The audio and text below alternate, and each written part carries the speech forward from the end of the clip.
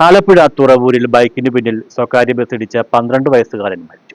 വയലാർ സ്വദേശി നിഷാദിന്റെ മകൻ ശബരീശൻ അയ്യനാണ് മരിച്ചത്. ആലപ്പുഴ തുറവൂരിൽ ബൈക്കിനു പിന്നിൽ സ്വകാര്യ ബസ്സിടിച്ച് 12 വയസ്സുകാരന് ദാരുണാന്ത്യം. വയലാർ സ്വദേശി നിഷാദിന്റെ മകൻ ശബരീശൻ അയ്യനാണ് മരിച്ചത്. ബൈക്കിൽ അച്ഛനൊപ്പം യാത്ര ചെയ്യുകയായിരുന്നു. ദേശീയപാതയിൽ പത്മാക്ഷി കവലയ്ക്ക് സമീപം തിങ്കളാഴ്ച രാവിലെ 8:30 സംഭവം നടന്നത്. പട്ടണക്കാട് ബിഷപ്പ് മൂർ സ്കൂൾ 5ാം ക്ലാസ് വിദ്യാർത്ഥിയായിരുന്നു ശബരീശൻ. നിഷാദും ശബരീശൻ അയ്യനും ശബരീശന്റെ സഹോദരൻ ഗൗരീഷും ഒന്നിച്ച് വയലാറിൽ നിന്ന് തുറവൂരിലേക്ക് ബൈക്കിൽ പോകുന്നതിനിടെയാണ് അപകടം നടന്നത്.